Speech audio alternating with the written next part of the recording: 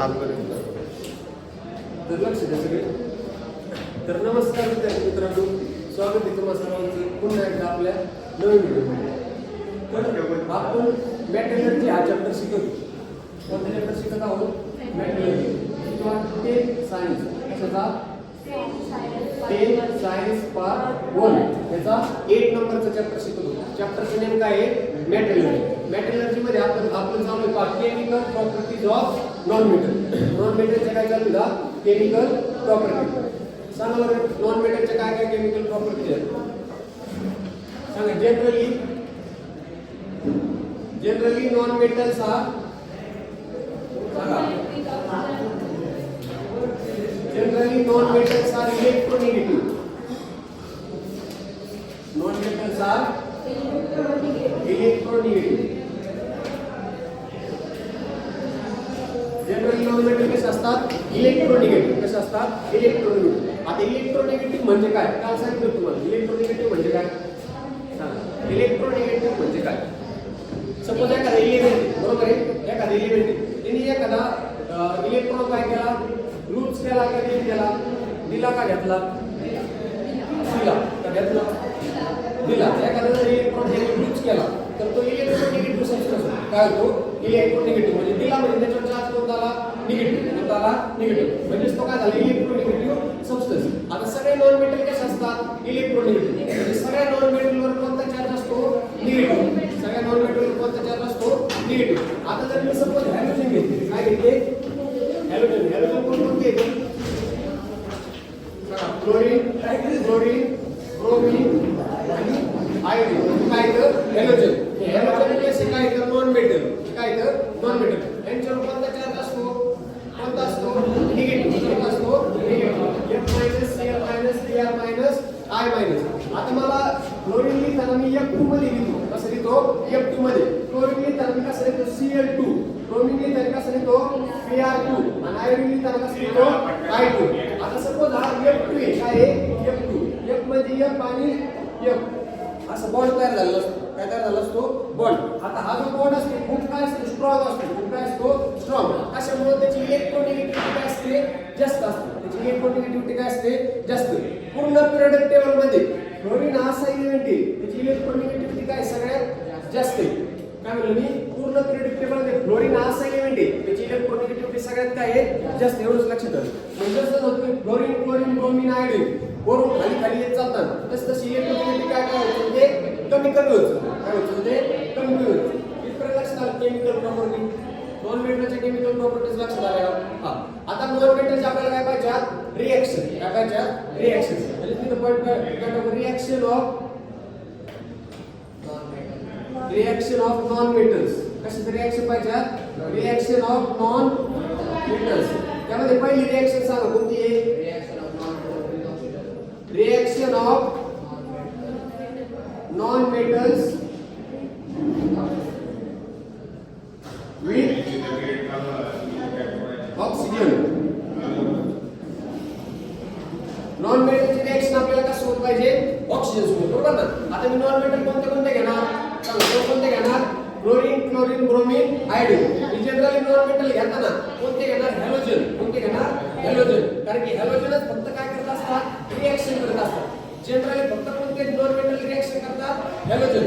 दुसरे non metal reaction करतात का? नाही. मग मला आता कशाची रिएक्शन ऑक्सिजन सोबत करतो? सपोज कार्बन घ्यायचा. काय घ्यायचा? कार्बनची रिएक्शन कसोबत केली? ऑक्सिजन. कसोबत केली? ऑक्सिजन. काय तयार होईल? कार्बन डाय ऑक्साईड. काय तयार होईल? कार्बन डाय ऑक्साईड, CO2. याला काय म्हणतात? कार्बन डाय ऑक्साईड, बरोबर? आता मला सांगा कार्बनची रिएक्शन मी जर ऑक्सिजन सोबत केली तर मला काय भेटला? Carbon dioxide. काय भेटला? Carbon dioxide. याला या रिएक्शनला म्हणतात कंबशन रिएक्शन. काय म्हणतात? कंबशन. पण कोणता कंबशन म्हणतात सांगा? Complete combustion. कोणतं म्हणतात? Complete combustion reaction. कोणतं म्हणतात? Complete combustion. त्यानंतर मी काय घेतलं? कार्बन घेतले. पण कार्बनचे किती मॉलिक्यूल घेतले? 2. आणि ऑक्सिजन घेतले. ऑक्सिजन हा O2च्या फॉर्ममध्ये असतो. ऑक्सिजन कसा असतो? O2च्या फॉर्ममध्ये. म्हणजे मला जर मी 2 कार्बन घेतले आणि 2 ऑक्सिजन घेतले तर काय तयार होईल? मला काय तयार होईल 2CO. CO म्हणजे काय आहे कार्बन, CO2 म्हणजे काय कार्बन डायऑक्साइड आणि CO म्हणजे काय कार्बन मोनोऑक्साइड. CO म्हणजे काय कार्बन मोनोऑक्साइड. बरोबर. आता हे जे कंबशन आहे या कंबशनला काय म्हणतात मग पार्शियल कंबशन. याला काय म्हणतात पार्शियल कंबशन. वरचं कोणतं झालं कंप्लीट कंबशन. याला काय म्हणतात पार्शियल कंबशन. त्याच्यानंतर थर्ड रिएक्शन केलेली काय सल्फरची रिएक्शन का सोबत केली ऑक्सिजन काय तयार झाला सल्फर डाय ऑक्साइड. हे सूत्राला काय म्हणतात सल्फर डाय ऑक्साइड. हे कोणतं कंबशन आहे कंबशन कोणतं आहे कंबशन. काही इनकम्प्लीट कंबशन आहे. फक्त कार्बनची रिएक्शन जर मी ऑक्सिजन सोबत केली तरच ती रिएक्शन काय झाली कंबशन रिएक्शन. कोणती झाली कंबशन. सल्फर घेतलं तर ती कंबशन रिएक्शन होते का नाही होत. सल्फरची रिएक्शन जर मी ऑक्सिजन सोबत केली तर काय तयार होतं सल्फर डाय ऑक्साइड. काय तयार होतो सल्फर डाय ऑक्साइड. लक्षात आलं का मी जर नॉन मेटलची रिएक्शन जर ऑक्सिजन सोबत केली तर काय तयार होतं त्याचं ऑक्साइड तयार होतं. काय तयार होतं त्याचं ऑक्साइड. समजलं इथपर्यंत अडचण आहे. आता त्यानंतर सेकंड रिएक्शन काय सांगा reaction of non metals with water.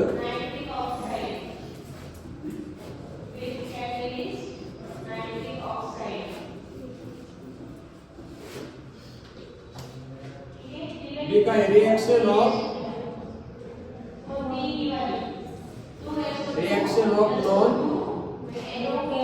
Metals with oxygen water. काय वॉटर आहे ना विथ वॉटर. म्हणजे तुम्ही जागे आहेत मला वाटलं झोपले जाऊ आहेत ना जागे काय झालं तू ऑक्सिजन म्हणली फक्त काय करा शरीरांची म्हणा मग डोके पण इथे ठेवून नाही तर बसले दिल्लीला काय चालू असं मुली काय करतात असले विचार करत मोदी सगळे नाही दुसरं काय नंतर असतं दुसरं काय असतं दुसरं काय नसतं ना काही ठेवायचं तुम्ही नाही तर मग अवघड कुठे गेलो खरंच अवघड बरं नाही सांगा reaction of non metal with water. Non मेटलची रिएक्शन मला कशासोबत करायची वॉटर. आता पहा generally non metal does not react with water. काय म्हणले जनरली नॉन मेटल्स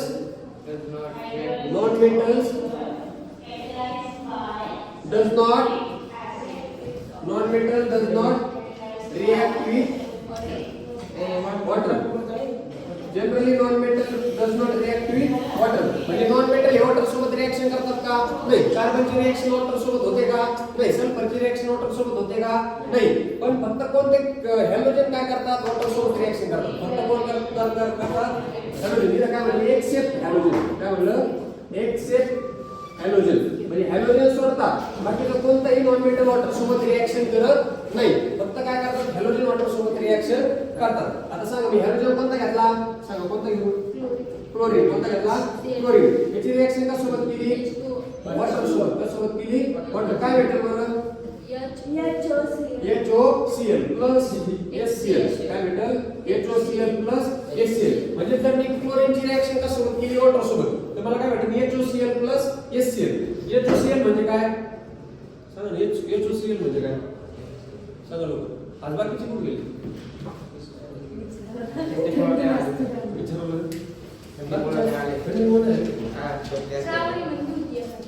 तुमच्यासाठी काय साडेसात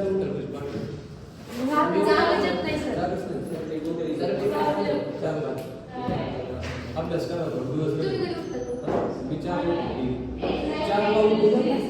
अभ्यास नाही 4 उठून दिली 2 तास रनिंग करून नाही दिली मला या वर्षी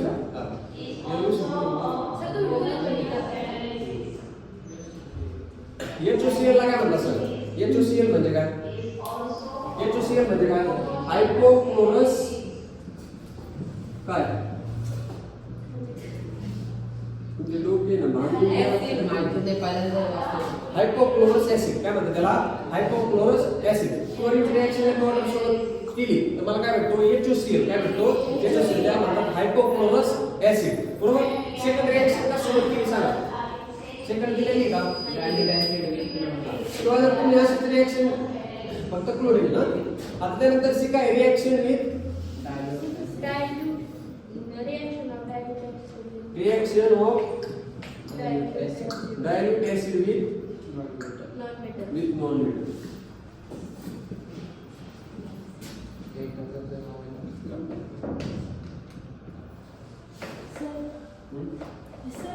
तुमच्या माहितीसाठी सांगतो, एक पण दिवस 5-6 किलोमीटर पळण्याशिवाय नाही दिली एका दिवशी निवडतो कोण निवडतो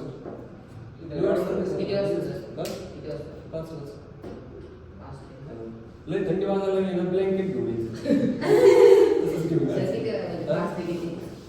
7:30-8 वाजता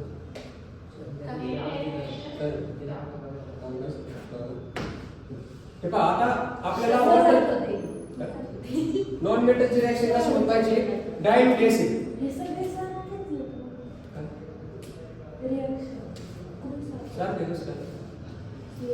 आणि वेगवेगळ्या ही रिएक्शन मी कसं होती वॉटर सोबत कसं होती वॉटर. आता मला सेकंड रिएक्शन डायल्यूट ऍसिड सोबत करायची. कसं सोबत करायची, डायल्यूट ऍसिड. मग मी डायल्यूट ऍसिड कोणता घेणार, हायड्रोक्लोरिक ऍसिड. कोणता घेणार, हायड्रोक्लोरिक ऍसिड HBr. आता पहा, non metal does not react with dilute acid. इथं पण काय म्हणणार मी, नॉन मेटल काय म्हणणार, non metal do not react with dilute acid. आता सांगा, आता कशाची रिएक्शन करू HBr सोबत सांगा. हॅलोजन कोणता घेऊ, क्लोरीन Cl2 प्लस HBr. सांगा काय तयार होईल बरं, HCl प्लस Br कसं लिहितात बघा, Br फक्त Br हॅलोजन लिहायचा असला तो कंबाईन स्टेट मध्ये लिहितात. कसं लिहितात, कंबाईन स्टेट Br. कसं लिहितात, Br. आता रिएक्शन बॅलन्स आहे का, मी मुद्दे म्हणतो तुमच्या मनात बोलतो हे काय आहे, रिएक्शन बॅलन्स आहे का, नाही. इथं क्लोरीन किती, इथं 2, किती इथं 2. त्याच्यामुळे मी इथं किती करणार, टॉइस ऑफ HCl. काय करणार, टॉइस ऑफ HCl. इथं टॉइस ऑफ HCl केल्यामुळे इथं पण हायड्रोजन एक, इथं किती झाले 2. त्याच्यामुळे इथं पण काय करणार, टॉइस ऑफ HBr. काय करणार, टॉइस ऑफ HBr. म्हणजे रिएक्शन काय झाली आता, बॅलन्स. इथं Br काय झाली 2 झाले आणि Br काय झाले बाहेर पडले. ओके, आलं लक्षात येईपर्यंत. म्हणजे आपण 3 रिएक्शन पाहिलं. किती पाहिल्या, 3. लास्ट कोणती आहे सांगा, रिएक्शन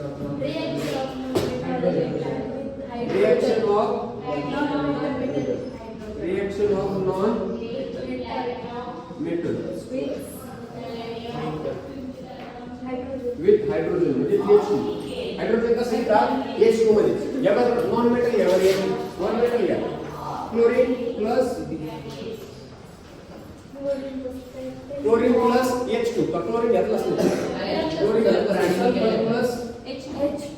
सल्फर प्लस H2. काय तयार झाले, H2S म्हणजे हायड्रोजन सल्फाइड. त्याला काय म्हणतात, हायड्रोजन सल्फाइड. आता फेमस रिएक्शन आहे पहा, काय आहे, N2 plus thrice H2 it gives toys of NH3.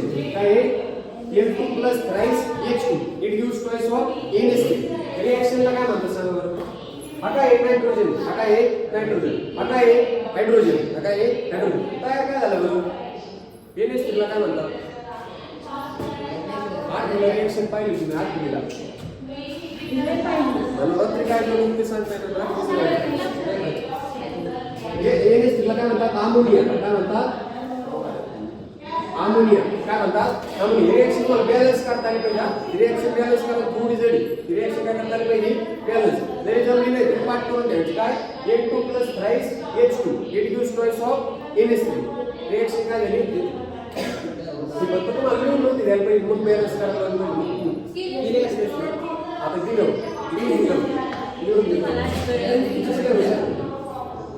आता ही जी अमोनिया तयार करण्याची रिएक्शन आहे पहा, फॉर्मेशन ऑफ अमोनिया. तिला म्हणतात हेबर्स प्रोसेस. काय म्हणतात, हेबर्स प्रोसेस. त्याला काय म्हणतात, हेबर्स प्रोसेस. त्याला काय म्हणतात, हेबर्स प्रोसेस. आणि लक्षात येईपर्यंत अरे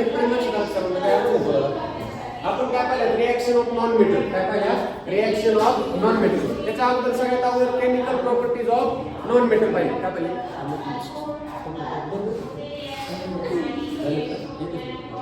रिएक्शन ऑफ काय पाहिलं नॉन मेटल. सगळ्यात अगोदर आपण chemical properties of non metal पाहिलं बरोबर. त्यामध्ये तुम्हाला केमिकल प्रॉपर्टी सांगितल्या नॉन मेटलच्या. त्यामध्ये फर्स्ट रिएक्शन पाहिली reaction with reaction of non metal with oxygen. Second पाहिली reaction of non metal with water. Third पाहिली reaction of non metal with dilute acid. आणि फोर्थ पाहिली reaction of non metal with hydrogen. Reaction समजलं लक्षात ठेवा. काय अडचण आहे का? आता आपण काय केलं नेक्स्ट लेक्चरला हो. धन्यवाद.